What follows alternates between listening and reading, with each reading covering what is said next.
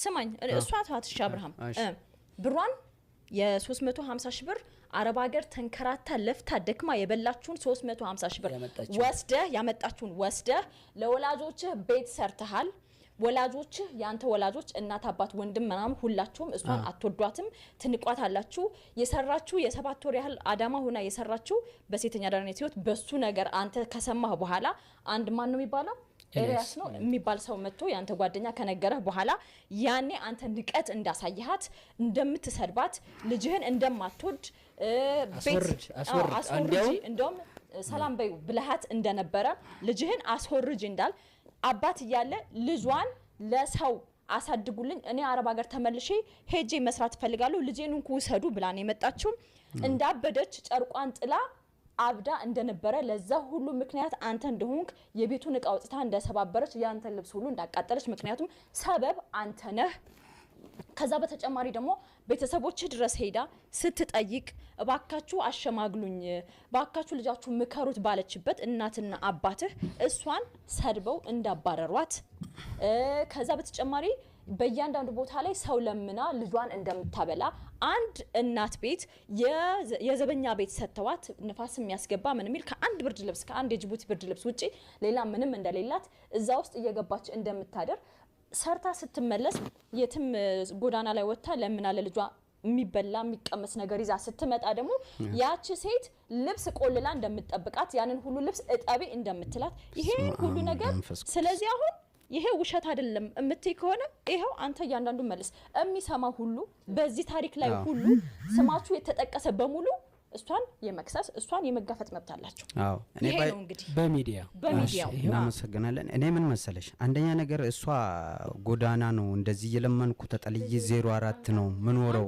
ያለችበት ጉዳይ ይሄው ሚዲያም እየሰማ ነው ይሄን ነገር አዳማም ያላችሁ ማጣራት አለባችሁ እዛ እኔም አካባቢ ያለውበት አለ ወላ ቤክራይ ከፍዬ 12 ገና ወደፊት ነው ቤክራው የሚያልቀው ምን ኖረው ቤቷ ነው ምን ኖረው እንኳን ሌላ ይቀርና አንድ ምግብ እንደዚህ ምግብ ምትበለው የህፃኗ ቁሳቁስ እንኳን የሚያደርስላት እኔ እንኳን በሄድ የሆነ ነገር ተፈጥራለች ማለት ጓደኛ ነው የሚያደርስላት ገምዶ ወደ አካባቢ ነው ምን ኖረው ምንም ነገር ምን ለምነው የለም ባይዞይ ወጣ ተለምናለች ምን ለምነው ምን ያሰፈር እኔ ለማናደድ የሆነ ነው እንጂ ሌላ ሰፈር ሄዳ ስለምን አላየዋትም ባይዞይ ለምና ከሆነ ራሱ 04 የሚባለው ነገር ውሸት ነው ሁለተኛ ሲቀጥል ደግሞ እኔ አሳብጃት አይደለም ለምና እንትን ይወጣችሁ ጨርቄን እንትን አርኩ ምናምን ያለችበት ጉዳይ እኔ የለውም ነበር ያለታ ስራ ወጥቼ ጧት ማታ በጀመሪያ ሱሱየና ማማት ኃይለ ማርያም ስንት ሰዓት ሄድን 1 ሰዓት ተኩል ከምሽቱ ኃይለ ማርያም ሄድን ትኩሳት ምናምን ነበር ዶክተሮቹ አይ ምንም አይደለም ብለው ከዛስ 4 ሰዓት ተኩል ወደ ቤት ገባን ስንገባ ድንገት ባጃጅ ውስጥ ስልኬን ጣልኩት አለች እንዴ ስልክሽን ጣልሽ አይሰራም ስልኬን ጣልኩት ብላ ጓለችብኝ አንተነ ስታዋክበኝ ስልኬን አስጣልከኝ ምናምን አለች ጓለች ከዛ እንዲሁ እንዳበጥን ቤት ደረስን ፓርኪንግ አሳድሬ ባጃጁን እኔ አብረን ወደ ቤት ገባን ከዛ ለካሷ ፍራንክ ነው መጨረሻው ልነግራችሁ ነው ከዛ ስልኬ ጠፋ ሮንዳ ከዛ ተጨቃጨን ሰዎቹም የተከራዩ ምናምን ሰማን ተዛ በኋላ ጧት በጭቅጭቅ እኔ ተነስቼ ሄድኩ መጣው ማለት በቃ በጣም ስለተጨቃጨቅ ነበር ተመልሼ እኔ ወደ ጧት ወደ ስራ ስወጣ 4 ሰዓት ላይ ምናምን አከራዩ ደውለልኝ ሲደውልልኝ አብራሜና አለኝ አይ ወደ መናሪያ አካባቢ ነኝ አልኩት ሮዛ እቃ ያወጣች ግቢ ውስጥ እያቃጠለች ነው እኔ ታቃለ ከዚህም በፊትም ደግሞ ማስጠንቀቂያ ነግሮኛል ስለሷ እኔ ቤት ፈልጉ ብሎ ማስጠንቀቂያ ሰጥቶኛል ላይቭ ያዩል በቀጥታ ስርጭት ቤት ፈልጉ አልፈልግም ብሎ እቺኖር ብቻ ብሎ ነበር የሰጠን ለምን እሷ ላይ ማየው ነገር ጥሩ አይደለም እኔ ደግሞ እሷ መናገር አልችልም አንተ ነህ የተከራየው ወንድ አንተ ነህ ብሎ ነግሮኛል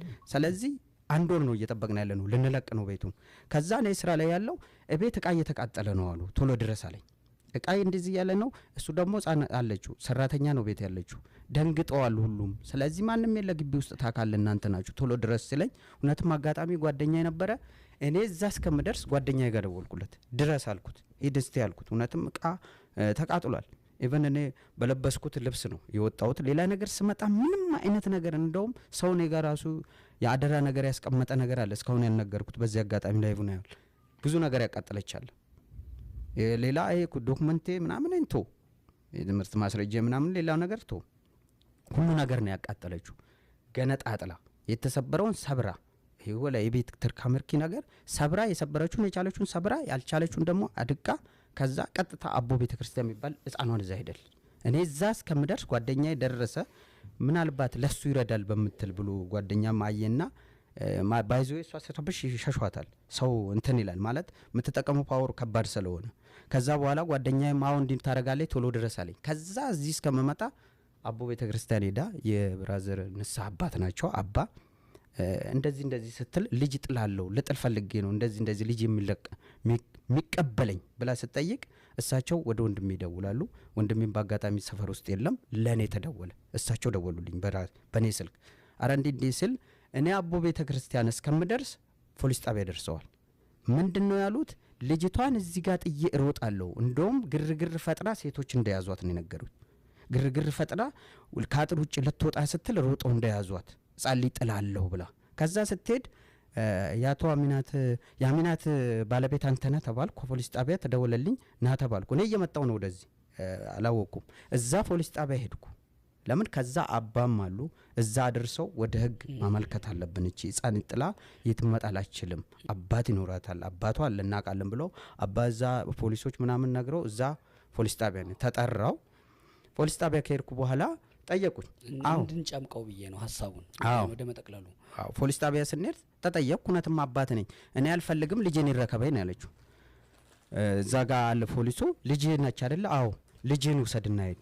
ልጄን ወሰድኩ። ልጄን አልፈልግም ብላ ለኔ ሰጣይ። ልጄን አቅፌ እኔ እንደውም ታጣቂ ነው ያዘልኝ። የሆነ ታጣቂ ወደኛ ሀገር ነው ስለሚያቀኝ ወይኔ ምን ሆነ ነው ብሎ እሱ ልጅቷን ይዞ እኔ እየነዳው እንግዲህ ልጅ ይዤ አልነዳም። ልጅቷን እሱ ዞልኝ እኔ እየነዳው ወንድሜ ሚስት አደረስኳት። ወንድሜ ሚስት ጋር ድርሽ የሆነ ነገር ጋዛችን እንትን እስከምል አሁንም እንደገና ቤት ሌላ ግርግር ተፈጠረ። እቤት ሄዳ የቀረውን እቃ ማውጣት ጀመረች። ከአጥር ውጭ መጣል ጀመረች። ሰው ተሰበሰበ፣ አገር ሰው ተሰበሰበ። እንደገና ሄድኩ እኔ ቤት ሌላ ነገር ነው ብዬ በውጭ እንዲሁ አይተን ከጓደኛችን ጋር ሄጄን ፖሊስ ጣቢያ ሄጄ ፖሊስ አመልክቻለሁ። ከዚህም በፊትም ማመልከቻ እዛ ስላለኝ አመልክቻለሁ። መጥተዋል። የደቀቀውንም እቃ አይተዋል። ሁሉ ነገር አልቋል። ከዛ ሰውየው መጣ ወደ ማታ ላይ እኔ እዚህ ቤት ዛሬ አታድሩም አለ። ዛሬ እዚች ቤት አታድሩም፣ ስለዚህ ውጡልኝ በህግ አምላክ ብሎ መበጥበጥ የለብኝም ብሎ ሲል ጊዜ ሰውየውን የቀረችውን እቃ ከጓደኛዬ ጋር ነው ዝም ብለን ባጃጅ ያስነስተን ገንደ ወደ አካባቢ ሄደንና እንዲህ ስናይ ቤት አለው ስንል አንድ ደላላ አለ አለ። አንድ ቤት ክላስ አገኘ። አሁን በሰው ልጅ ህይወት ሂደት ውስጥ የሆነ ቦታ ትሄዳለህ፣ ያ ሰው ምን ይልሃል፣ እንደዚህ ይሄን ሂደቱን እንዲህ ብየው እንዲህ አለኝ የሚለውን አውርተን አንጨርሰው። ለምታውቀው ቀጥታ ከአሚናት ጋር ሪሌትድ የሆነውን ይሄን ችግርም ደግሞ ለመፍታት አንተም በሚዲያ 2 ሰዓት ሙሉ ስምህ የተነሳው አለ አይደለ? እሱን ሊያርም በሚችል መንገድ እሷንም ሊጠቅም ልጅህንም ሊያሳድግ አንተንም ወደ ቀደመ የተረጋጋ ህይወት ሊመልስ የሚችል የመፍትሄ ሐሳብ ነው እያወራን ያለነው። አሁን ፊት ለፊት እንዲህ ተገናኝታችሁ በዛ መንገድ ስምህ መነሳቱ እንደዚህ ማለቷ እኔን አይወክልም እያልክ ነው። እስኪ የተወሰነ ለሷ እድሉን እንስጣትና ምን እናድርግ አሁን? እሺ በግራም በቀኝም እንዲህ ተባባላችሁ ሰው ምንድነው መፍትሄ ወደሚለው እንምጣ አይደለ? ሐሳብህን እኔ አሁንም ቢሆን ወድጃት እየኖር ነበር። ስንኖር ግን ከአቅምሽ በላይ የሚሆን ነገር አለ።